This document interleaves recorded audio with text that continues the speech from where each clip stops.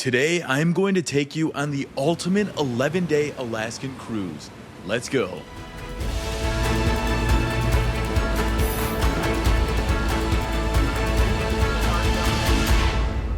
Before we hop on the cruise, I want to share with you just how big Alaska really is. It's one of those places you can't really wrap your head around until you're here. It's a land bigger than Texas, California, and Montana combined. And yet, back in 1867, Russia sold it to the United States for just about 2 cents an acre, which is less than $1 today. Standing here, surrounded by glaciers, fjords, and mountains taller than anything in North America, it almost feels unbelievable that this deal even happened. For me, this trip wasn't just another trip. My dad, my brother, and I had set out to visit all 50 states together, and Alaska was the final one to complete the mission. To do it right, we booked the ultimate 11-day journey with Holland America, which is 7 days cruising through the Inside Passage and Alaskan coast, followed by 4 days on land by train, bus, and maybe even plane. In this video, I'm going to take you through the entire trip day by day so you'll know exactly what to expect if you're planning a similar adventure. I'll share what's included in the cruise, what costs extra,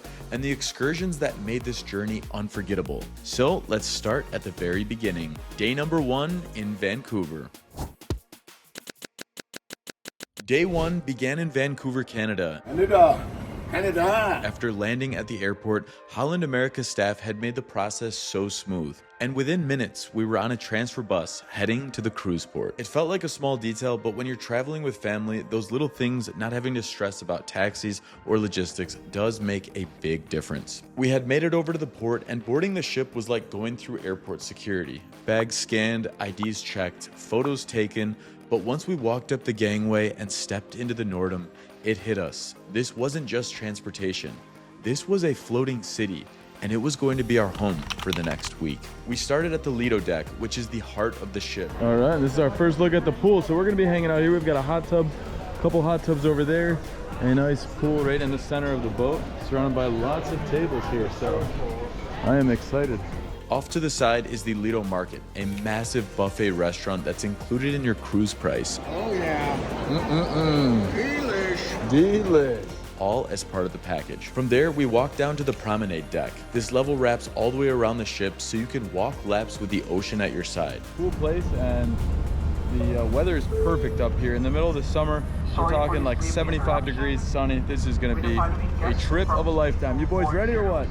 Let's go! Let's do this! Inside, you'll find some of the lounges. We have found the spot we can make some money. They've even got a casino on board. Slots, tables, piano bar right over there.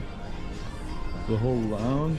It really reminded me of a mini Vegas trip in this area, but floating out at sea. Heading up a level, you'll find the observation deck. This is one of my favorite spots on the ship. It's basically a giant lounge with floor-to-ceiling windows, perfect for sitting down with a coffee and watching the Alaskan scenery roll by. There's a library area, some quiet seating, and it just had this chill and take-it-in vibe. We had also checked out the fitness center, complete with treadmills facing the water so you can jog while watching the waves.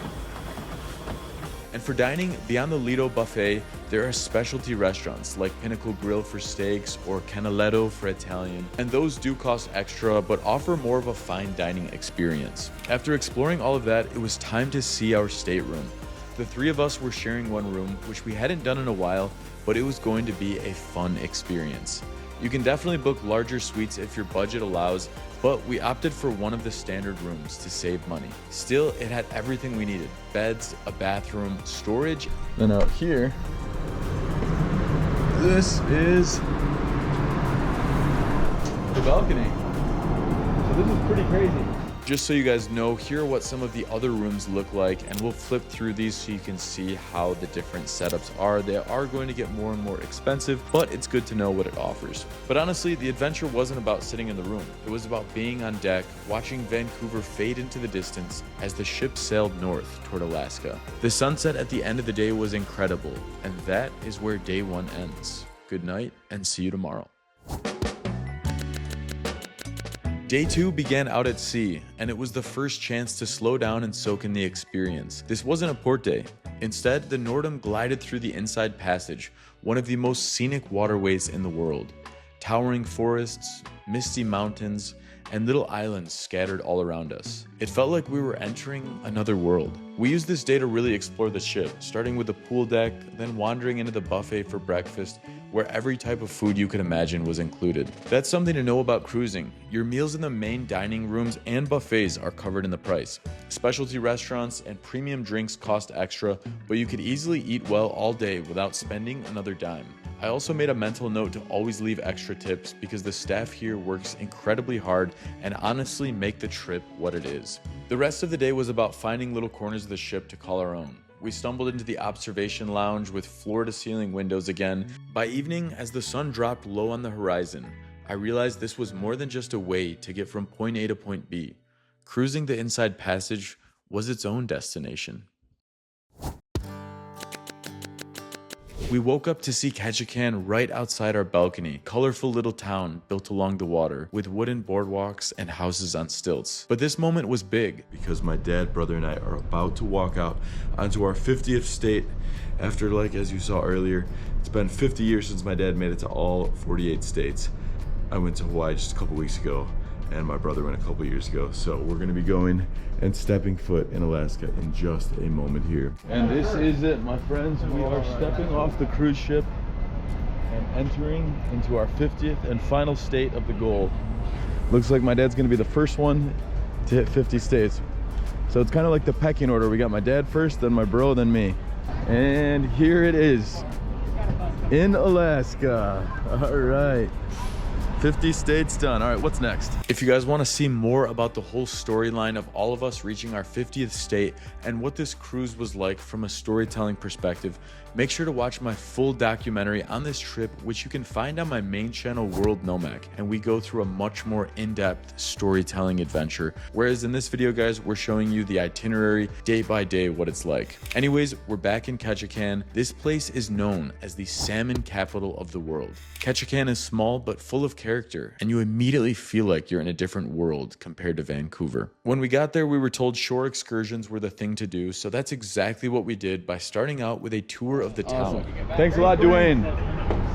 All right, here we go. It gave us a quick overview of the local culture, history, and even some of the famous old brothels that had been turned into museums. Our guide shared stories about winters in Ketchikan. The wintertime, everybody turns into an alcoholic. Oh, yeah. And gave us that insider perspective that you can't just get when you're walking around on your own. From there, we headed into the forest where creeks rushed by and salmon tried to fight their way upstream. Although we weren't there at peak season, we've been told it is crazy busy with salmon if you're there at the right time of the year. Yeah, Ketchikan, pretty cool place. I had never heard of it before this cruise, and it's a fun little stop off. The highlight of our time in Ketchikan was no doubt when we went over and did a seaplane ride. This was an add-on excursion at about $300 per person, but it was honestly worth every penny. We took off directly from the water and the plane lifted us up over fjords, waterfalls, and glaciers, carving through mountains that looked endless in every direction. It of course was a tight little cabin, just the three of us and the pilot, but that made it even more special. Looking out the window, I couldn't believe this was just the beginning of our Alaskan journey.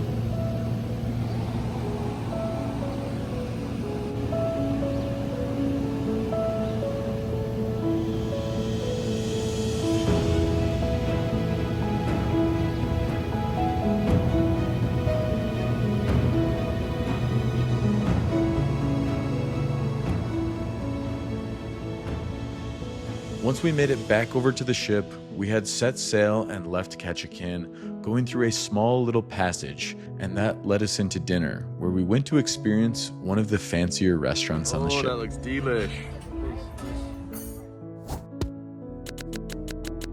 Day 4 began in Juneau, which is Alaska's capital. And the crazy part about Juneau is it is, I think, the only U.S. city which the only way to get here is either by boat or by flying in. There is actually no roads that connect you to the rest of the continental US. This just goes to show you where we are in the world. where it is remote. As soon as we arrived, the weather lived up to its reputation with cloudy skies and a steady drizzle. And it's no surprise because this place has 230 days of rain every single year. And today we definitely landed on one of those days. All right, and welcome to Juneau. Look at this. Weather is not as we expected it, like Ketchikan. But despite the gray skies, we weren't about to waste the day, and so we signed up for a whale watching excursion, which is one of the most popular things you can do in Juneau. They have a 100% whale watching guarantee. So that's pretty crazy. That just gives you an idea of how many whales we're expected to see. And needless to say, within minutes of being out on the water, we saw exactly why.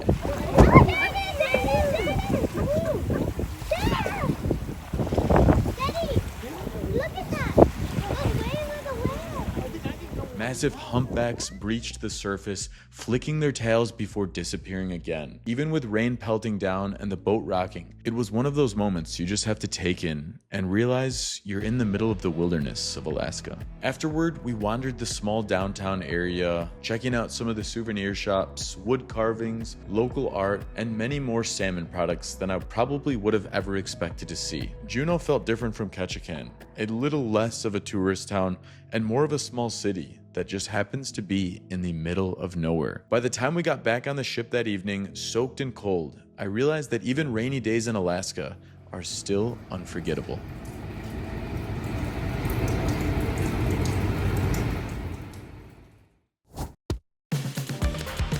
Day 5 began with a real sense of excitement because Skagway is famous for one thing, its train ride. We woke up to find this small gold rush town surrounded by towering mountains, almost looking like a movie set. The streets were quiet, lined with wooden storefronts, and it immediately felt like we were stepping back in time. But you can just see how incredible this place is right up there to the left of the blue skies here.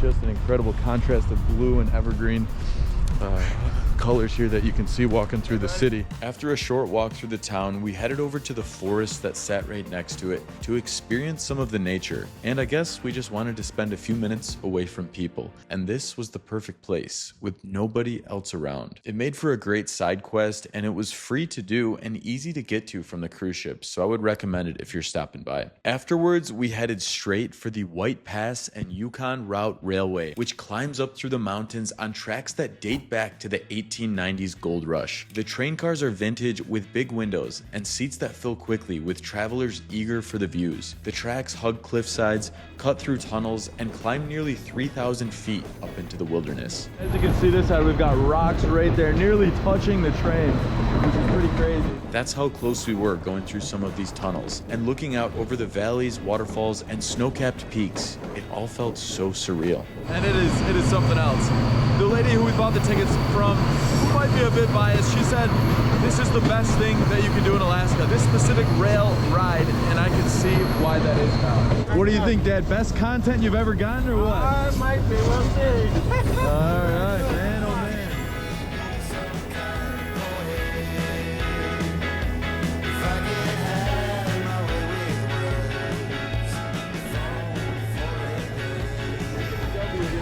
Best nature for last, bro. Wouldn't be the way it was without you guys here either. All aboard! Our guide on the train told us stories of how this railway was built for prospectors chasing gold, only for the rush to end almost as soon as the tracks were completed. Today, it's purely for tourism, but it doesn't feel gimmicky. It feels like an adventure into the untouched parts of Alaska. And let me tell you, this was easily one of my favorite experiences of the entire trip. The best train and most scenic train you can find in America. White Pass Yukon Route. By the time we rolled back into Skagway, I knew this was an excursion I'd recommend to anyone. If you only splurge on one activity during an Alaskan cruise, make it this train ride. After a day of adventures in Skagway, there was only one way to spend the rest of our day as we cruised through the beautiful Alaskan waters.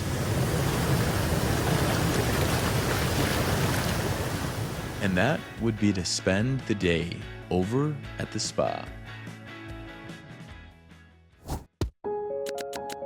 Day 6 was a full day at sea, with the ship entering into Glacier Bay National Park, one of the crown jewels of Alaska. Few cruise ships are allowed here each day, and it feels like a privilege the moment you glide into the bay. And I figured this would be the perfect spot to start out today's video. This is a vast wilderness. If you fall off the boat right here, there's nothing around. There's no structures in the distance. There's mist, there's fog way out here, but nobody around. Maybe wolves, bears, every possible animal. But this is the wilderness. This is the scary beauty. Instead of pulling into a port, this day was all about scenic cruising. From the deck, we watched as massive glaciers came into view, their jagged blue edges glowing in the morning light. What struck me the most was the silence. Hundreds of passengers would line the rails of the ship, but when the glaciers calved, everyone went quiet. It is just vast wilderness all into the distance right here. Stretches of forest land. No sign of any human life around here. Just the massive cruise ship around here and the bro and the dad. It was like watching Earth itself breathe.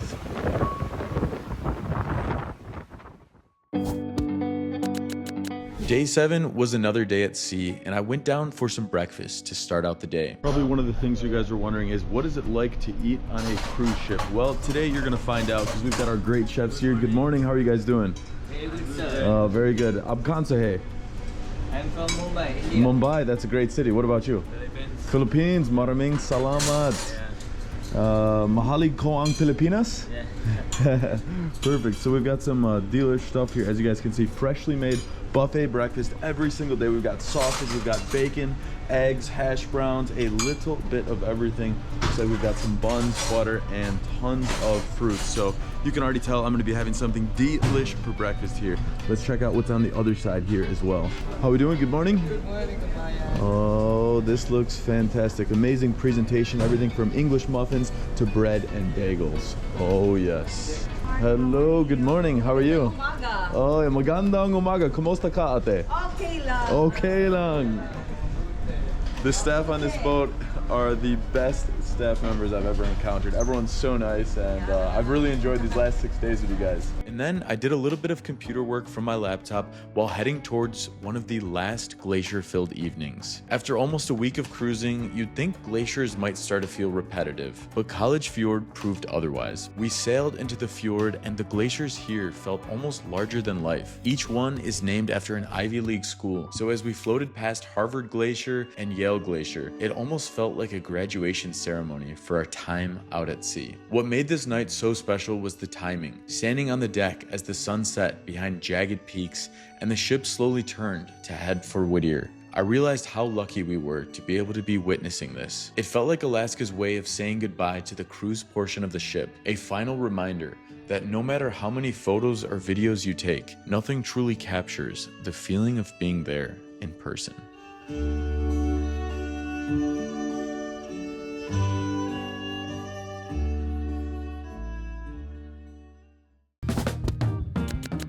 Day 8 began with a big transition, leaving the ship behind.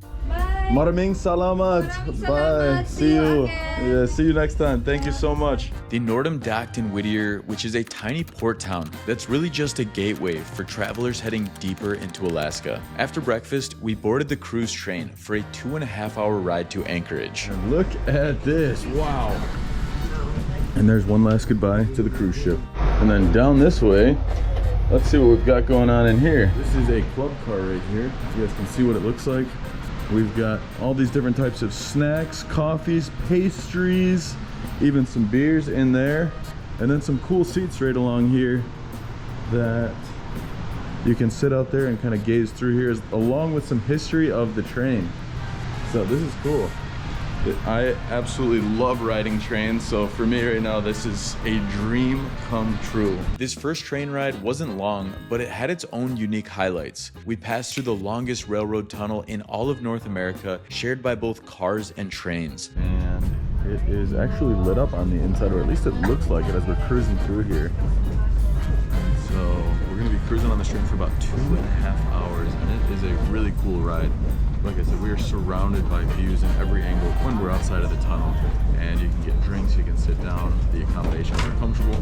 We've even got, looks like, let there be light. And then it opened up into valleys and rivers surrounded by misty mountains. The glass windows of the train gave us panoramic views, and we quickly realized that the land portion of this journey was going to feel completely different from the cruise. Once we had made it to Anchorage, All right, we have made it to Anchorage. Thank you very much. Thank you. we had time to wander downtown, and it gave us a first glimpse into life in Alaska's biggest city. It's got a cool little charm to this place. You can see some of the similarities we've seen around Alaska with totem poles here, some of those kind of old school styles, trading post shops, and then mixed in with some like modern trendy restaurants here that you might find in some of the other major cities around the country. Cheers. Day 9 began with the McKinley Explorer. For the next like 8 hours from here in Anchorage all the way up to Denali National Park. So this is going to be an incredible train ride. It's a 2-floor train, nearly 360-degree views with this incredible look. Dining cars serving brunch and coffee, and outdoor observation platforms where you could feel the cold Alaskan wind on your face. You can really feel that. Welcome to the McKinley Explorer. As we rolled through the valleys, rivers, and forests, it became clear just how massive Alaska really is. You could travel for hours and still see nothing but wilderness. Riding on a train like this, while also going through such a remote part of the world, made it one of the highlights of the trip as a train lover myself. You still have your chance.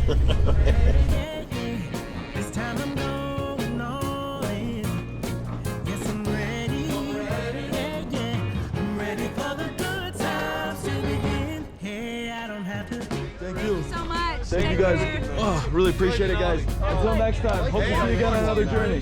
Thank you. By the time we arrived at the McKinley Chalet Resort, this was a refreshing change of pace. Wide open skies, fresh evergreen air, and the sense that the true adventure was just beginning. Welcome to Denali.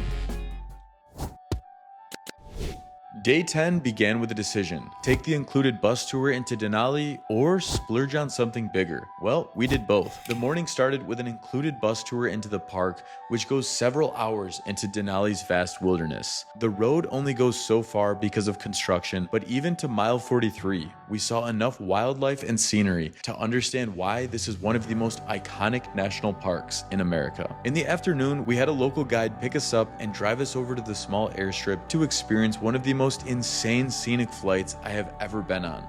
Look at this beautiful thing. We're gonna be hopping aboard. This looks like 2, 4, 6, 8, 9. And a trip like this will run you roughly $449 per person. But honestly, when you are on a trip through Alaska, it's typically a once-in-a-lifetime trip, which is why we were ready to do whatever, whenever. But now it was time to take off. All aboard. All the best to us. Yeah, full speed ahead. Oh yeah. Bob is getting us up in the air.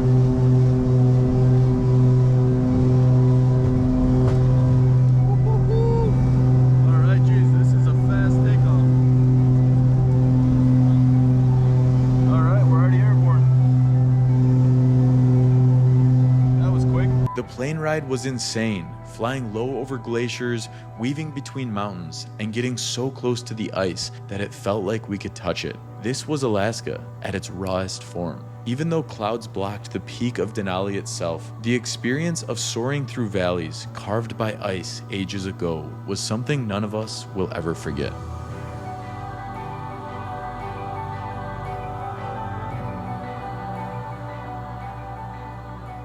Together, the flight and the bus tour gave us two very different, but equally incredible perspectives of what life in Denali in the natural world was actually like.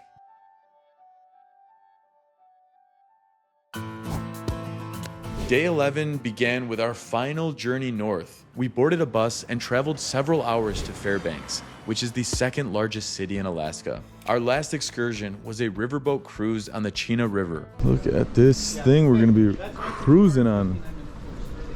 Man, oh man, that thing can hold a lot of people there. 1, 2, 3, 4 layers of it. We had a quick meal before we boarded this riverboat, and it was something out of a movie, being aboard a massive sternwheeler. Probably the best way to explain it was it felt like stepping back into the frontier days. Along the way, we saw bush planes taking off from the water,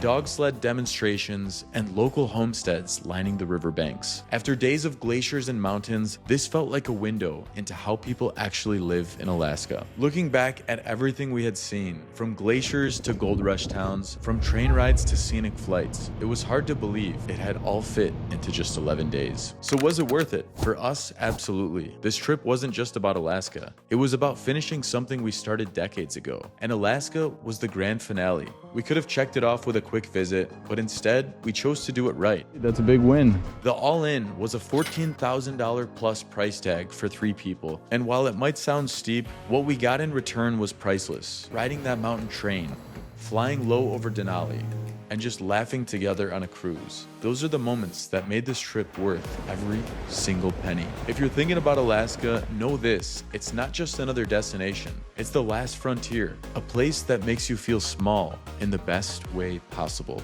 And if you ever get the chance to go, do it, because this is one of those once-in-a-lifetime journeys you'll never regret. By the way, guys, we are starting a brand new Instagram account from the ground up for our guides channel, and we would be so grateful if you could follow us there, as we will be sharing even more travel tips, plans, ideas, and shorter videos there once we reach our first 1,000 followers. And like I mentioned, guys, if you want to see my main channel videos and go even more in depth into this cruise, you can check out both of these videos right here, which is part 1 on the cruise on the left, and then part 2 on the train and through Denali on the right. And thank you guys so much for watching. We'll see you in the next Nomac Guides video.